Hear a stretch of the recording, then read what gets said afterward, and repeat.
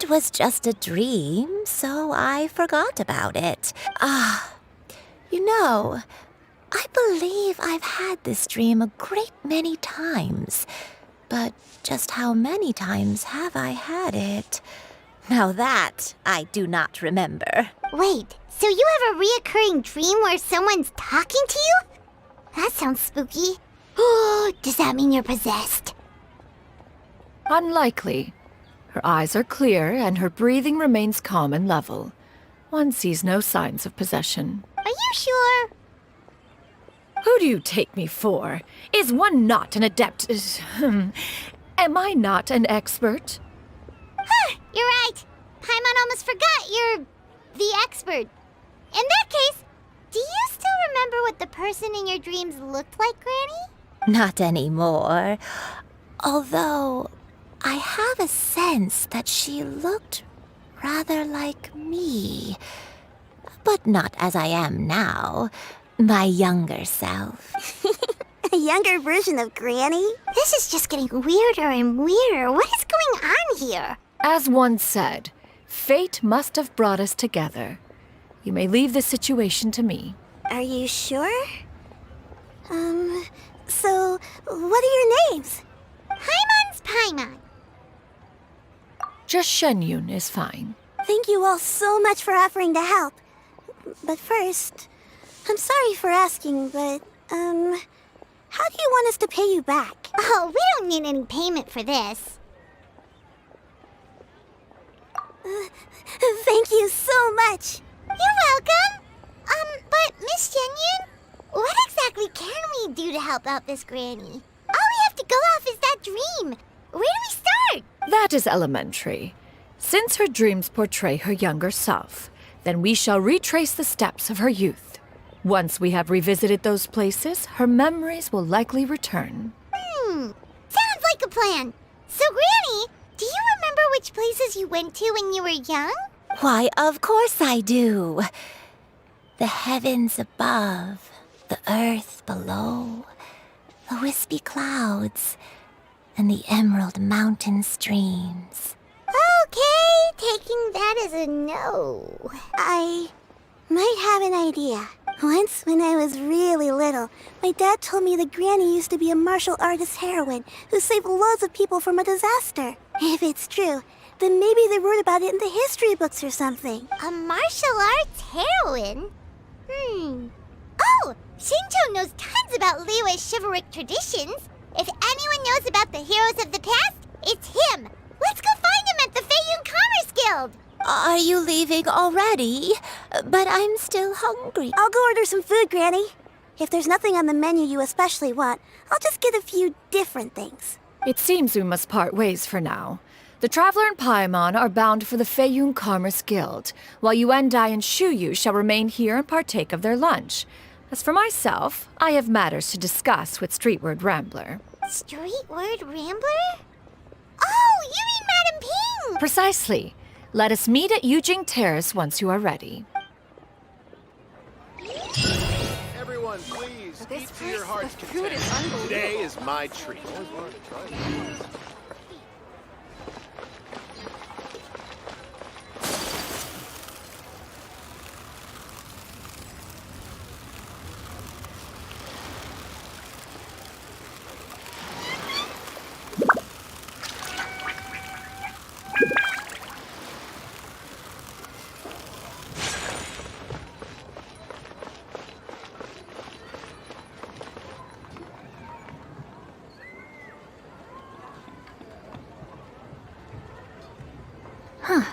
It's you two. What brings you here?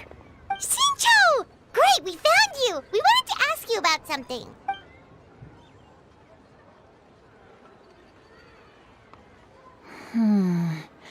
That's not a whole lot of information to go off of.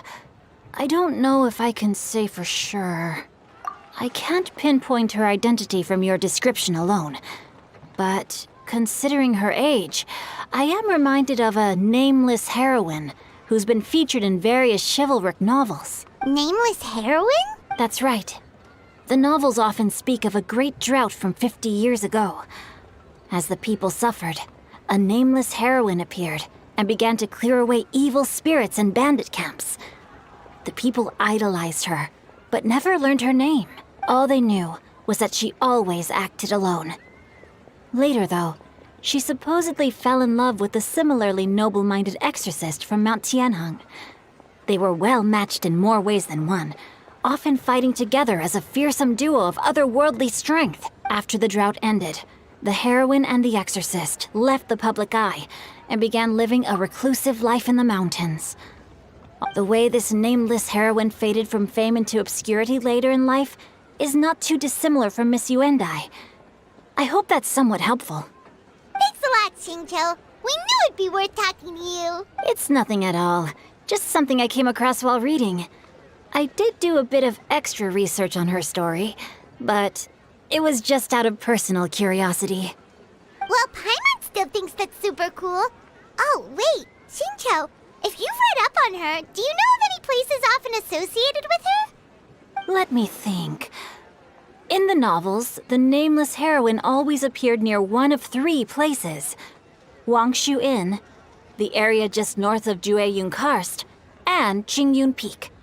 Perhaps the real-life heroine who inspired the character was also often seen near those 3 places.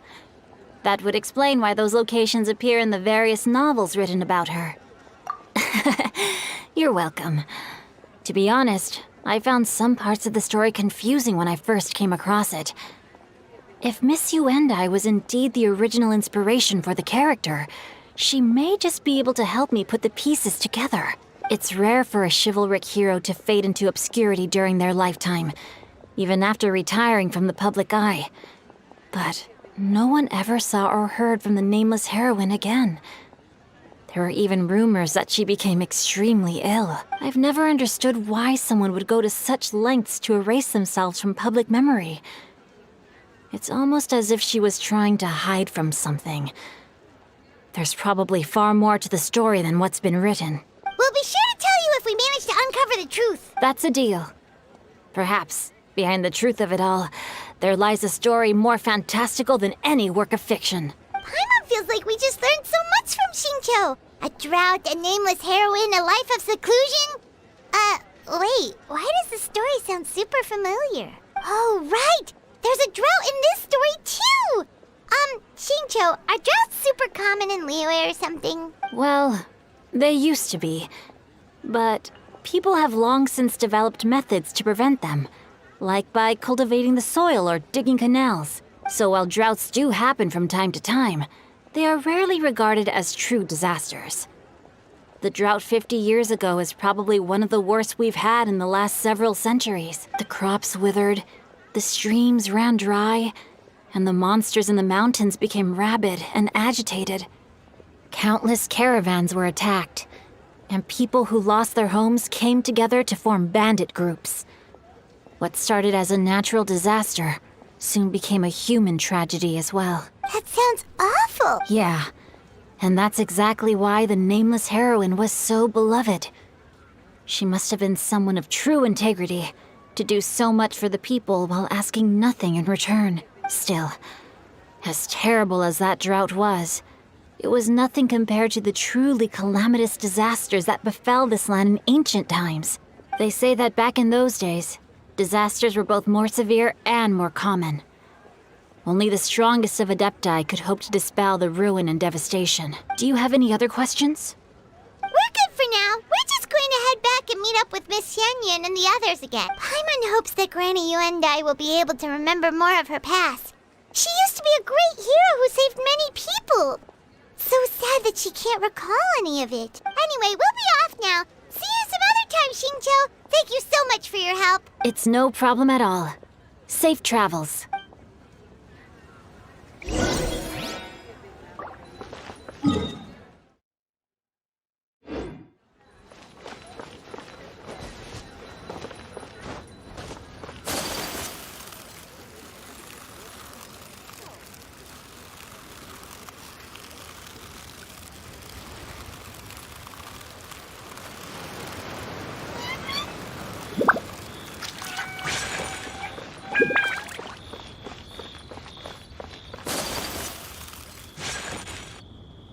I have recorded the tune that you requested.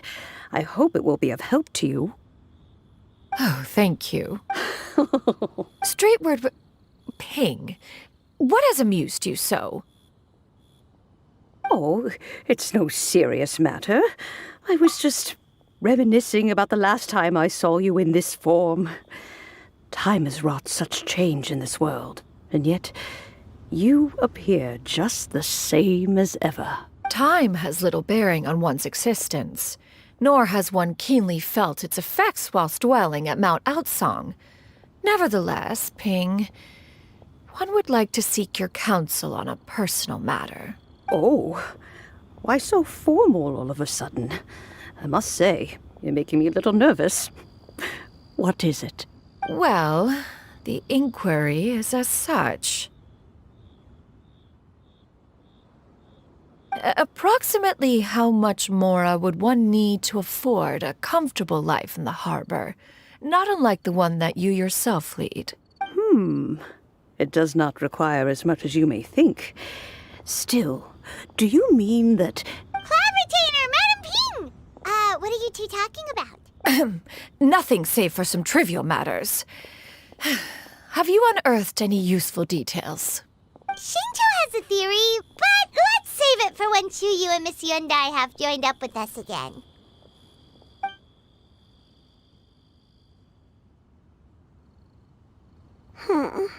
Do not be troubled, young lady. Here, have some tea. Thank you so much. What do you think, Chuyu? Does it match up with what you know of your granny? According to the story, the nameless heroine eventually fell in love with an exorcist from Mount Tianheng. Maybe that's my grandpa. I don't have many memories of him, but there was this one time I found a box in her attic full of a bunch of weird sigils. I think so too. Granny might remember something once she's returned to a familiar place. What marvelous tea. I can taste the dew's sweetness in this cup. It's as if I was taking a stroll in the mountains, thoroughly one with nature. And Is that so? Then please drink as much as you like. There's no need to hurry. At our age, it's always nice to slow down and take the time to appreciate pleasant conversation among friends. thank you. Okay, since we have the time, can I ask you something? Sure thing. What would you like to know? I have a secret I want to tell you. Let's go talk over there. This is a peaceful neighborhood.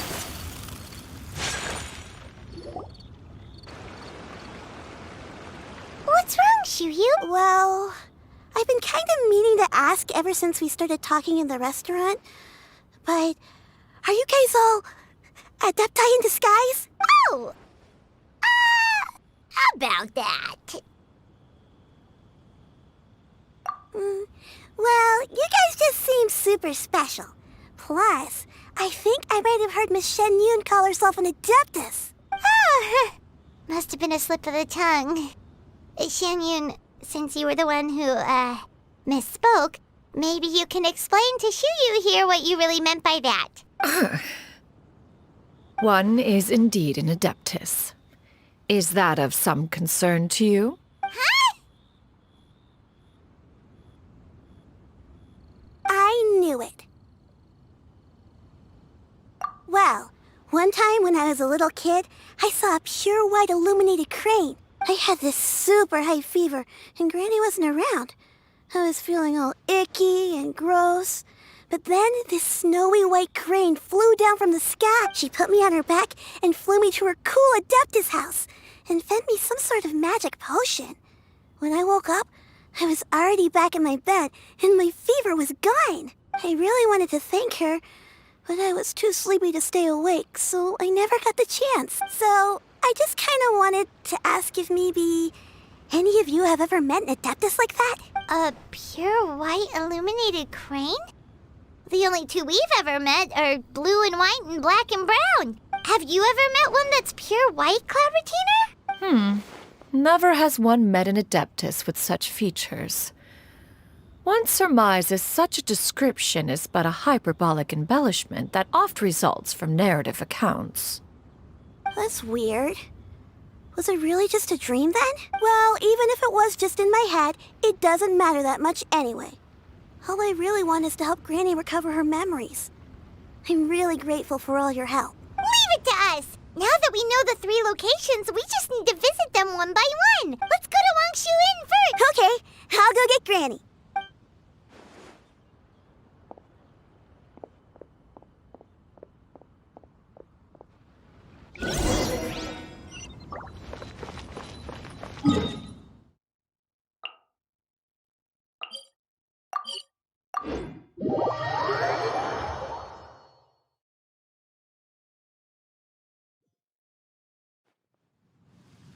Wangshu Inn. Do you remember this place, Granny? Yes. The fish here is very delicious. And if you look out into the distance, you can always spot a bird that's been left behind by its flock. I believe I used to have a room here. It had a window. Yes, I spent a lot of time looking out that window. Which room was it again? Let me look. I'll come with.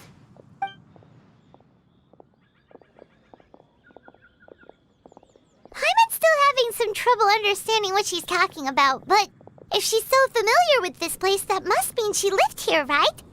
Wait, huh? Whoa! Shao! What are you doing here all of a sudden? You scared the living daylights out of Paimon! I sensed a non-human presence and decided to come take a look. If you're here, then there's likely no trouble afoot. I suppose there's no cause for concern. It's been a while, Cloud Retainer. I see you have returned to your previous form. I have indeed.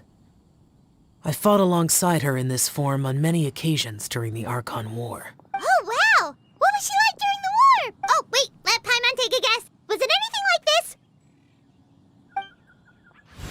Behold, the glory of one's newest invention, the Bang Bang Continuous Fire Mechanism. Hands up and surrender, or be prepared to face the full might of the Adepti. An impressive imitation. Paimon knows her all too well. Even so, Cloud Retainer was not always as ostentatious as you describe. You may be unaware, but her talent with Adepti sigils is just as formidable as her skill in mechanics. The Archon War reached its peak after Guizhong's death. The Cloud Retainer who fought beside me in those devastating battles was taciturn and solemn, only speaking when she had to activate her sigils. A Cloud Retainer who barely talks? Paimon can't picture it. But what happened after that? If you were so powerful in your human form, why did you decide to take up your bird form again? Once one had bid farewell to the world of mortals, what use would one still have for such a shape? When dwelling between mountain and forest, away from the struggles and troubles of the mortal world, a mortal form is hardly the most fitting of choices. After the war, Cloud Retainer retired to Mount Outsong, only revealing herself to the occasional visitor, and always in her avian form. Although I do believe there was an occasion some 30-odd years ago when she decided to don her human form. I believe it was for the purpose of... One believes there is little need to relive bygone matters. Granny, are you okay? Back then, at this place, Perhaps this conversation should end here. I shall take my leave now. Should you encounter any trouble, you need only call my name. However, given that you are traveling with Cloud Retainer, I trust you are in good hands. Everyone! I think Granny is finally beginning to remember her past. Slowly now, calm your mind and recount what has been recalled. a long time ago, I stayed here to recuperate from my illness. So what Shinjo said was true! You did fall ill! Was that why you went into hiding? I don't remember. I'm very sorry, but but I can't even remember the name of my illness. The only thing I can remember is that it took a great toll on me, and there was no cure for it. I was confined to my room in Wangshu Inn, where I spent many days unconscious. I'd come to every once in a while and stare at the migrating birds outside the window. It was a solemn sight. I remember crying, but I'm not even sure I knew why. One day, I met a traveling merchant. Upon hearing of my illness, he sold me a bottle of soul-revitalizing tea pills. He told me that the pills were concocted using adepti blood and could be used to alleviate my symptoms. Sure enough, I made a full recovery. My illness remained dormant for several decades after that. Wait, but if your illness remained dormant for several decades, are you saying that what you're going through now is just a relapse of what happened all those years ago? And it was all thanks to the pills that you managed to keep the symptoms in check? Paimon's brain kinda hurts. Do you remember anything else? I'm sorry, I don't. Oh, if only I wasn't so useless. Hey, you're not useless. You've done so much for me. Watched me grow up. Raised me. How could you say that about yourself? Oh, fret not, dear child. Granny was just a bit frustrated. That's all. The recovery of a person's memories is a gradual process. Finding pieces of one's past is always superior to not finding anything at all. Let us make haste to the next location. Next location. Oh, why don't we go to the area north of Dwayun Karst next? There isn't really a landmark there, so where should we start? Oh, Paimon's got it. Let's check out the houses in the area first. After all, if she was there for any length of time, then she would have stayed somewhere, right? Oh, Paimon's really got her thinking cap on today. At this rate, we'll recover all of